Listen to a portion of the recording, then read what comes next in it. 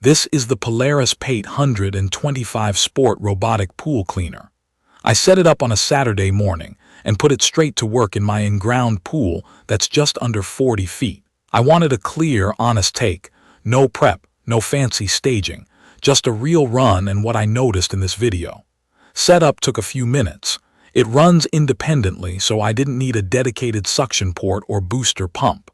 I plugged the control unit into a GFCI outlet, clicked the floating cable into the cleaner, set the power box where it stayed dry, and lowered the robot into the water. It purged air, sank on its own, and sat level on the floor.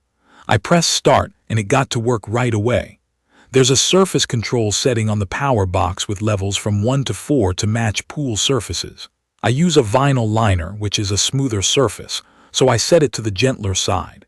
If you're new to these terms, liner is the soft vinyl finish found in many residential pools, and the control unit is the small box outside the pool that sends power to the cleaner and lets you adjust how it behaves. From my experience, the first thing I noticed was the suction. Polaris calls it cyclonic, which basically means debris spins inside the canister, so the vacuum doesn't choke off as it fills. In plain terms, it stayed strong throughout the cycle. The front brush is active, not just a roller.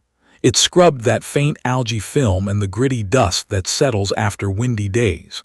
Watching it work made the difference obvious along the path it just cleaned. Duller patches turned visibly brighter. I had doubts about two things before buying.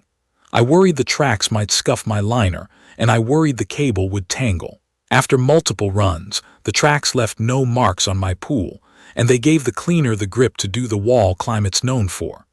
It went straight up a 90-degree wall, transitioned to the waterline, and traveled along the edge. Waterline simply means the line where the water meets the tile or liner, which collects oils and pollen. As for the cable, it's 50 feet long, which covers my pool end to end. I laid it out flat the first time to train it. It didn't knot on me during the cycle. When I coil it back up loosely after each use, it stays manageable. Navigation surprised me. A lot of budget cleaners wander and miss spots. This one moved in a methodical pattern. It mapped sections, overlapped its passes just enough, and didn't fixate on the same corner. It climbed, pivoted, and cleared the main drain dome without getting hung up. The big tracks helped it ride over slight transitions where my shallow end slopes down. It did pause occasionally near the steps, backed up and tried again. That's normal. Steps are awkward for most robots, and I usually brush that area by hand if it needs extra attention. In my opinion, it still covered more of the steps than I expected. Key features that stood out in daily use start with the clear lid on the debris canister. I could tell at a glance when it was time to empty. The canister is the internal basket that collects leaves, sand, and bugs. When it filled with pine needles after a windy night, seeing it through the window saved me time. The release system is a simple push to pop the handle up. I lifted it out, clicked the canister free, and hosed it clean. No disposable bags, no mess. Snapping it back in took seconds. The motor is quiet enough that I forgot it was running when I went inside for coffee.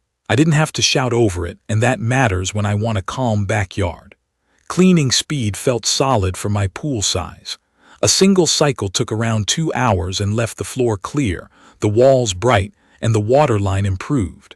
On days with heavy pollen or fine silt, extremely small particles can slip through any standard filter.